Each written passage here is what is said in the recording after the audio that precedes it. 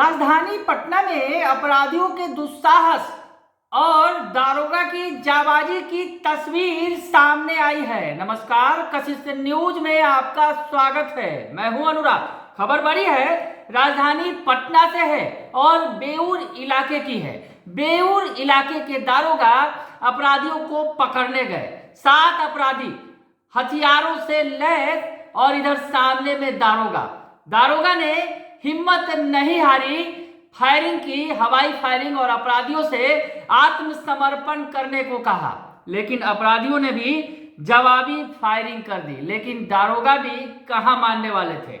बेउर के दारोगा फूलन कुमार राम की हम बात कर रहे हैं, जो अपराधियों को सूचना मिली थी कि अपराधी जो है लूटपाट कर रहे हैं। इस दौरान फायरिंग हो रही है और दारोगा उस दौरान वहां पहुंच गए मौके पर और उन्होंने जाबाजी दिखाई। 7 की संख्या में रहे अपराधियों को के सामने चुनौती पेश कर दी और कहा कि आत्मसमर्पण कर दो, लेकिन अपराधी नहीं माने।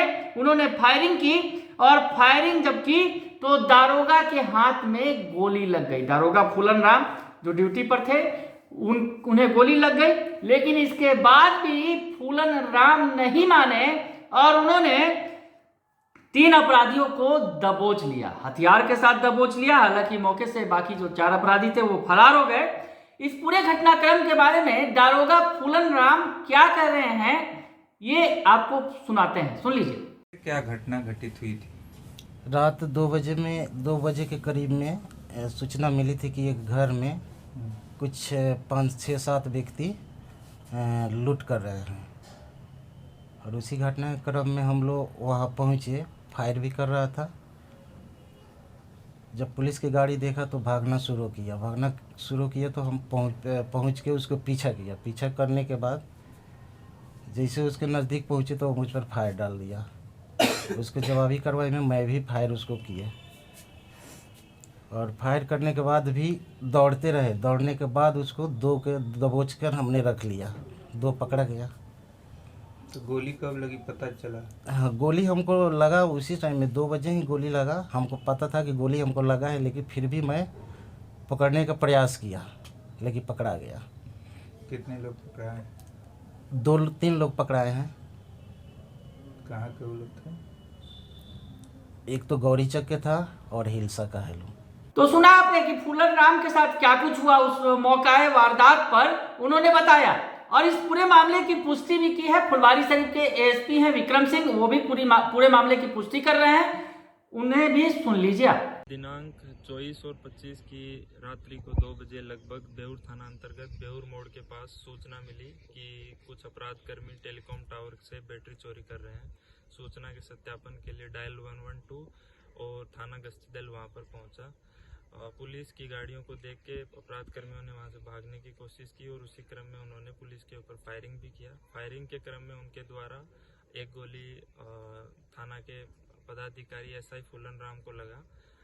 अभी जो दाहिने हाथ में उनको गोली लगा है, डॉक्टर ने उसको खतरे से बाहर बताया है और वो जल्दी डिस्चार्ज भी कर दिए जाएंगे। अपराध कर्मियों के क्रम में भागने के क्रम में 3 को खदेड़कर पुलिस के द्वारा उसी समय पकड़ लिया गया। अन्य 4 जो अंधेरे का फायदा उठाकर भाग गए हैं, उनके खिलाफ छापेमारी जारी है। घटनास्थल से पुलिस ने एक खोखा जो गोली लगा है उसको बरामद कर लिया। साथ ही 3 जिंदा कारतूस और 1 पिस्टल को बरामद किया है। साथ ही जो बैटरियां खोलने के क्रम में जो ले जाई जा रही थी उनको भी पुलिस ने बरामद कर लिया है। तो सुना आपने किस तरह से दारोगा ने हिम्मत दिखाया, लेकिन यहाँ अपराधियों का दुस्साहस भी सामने आया।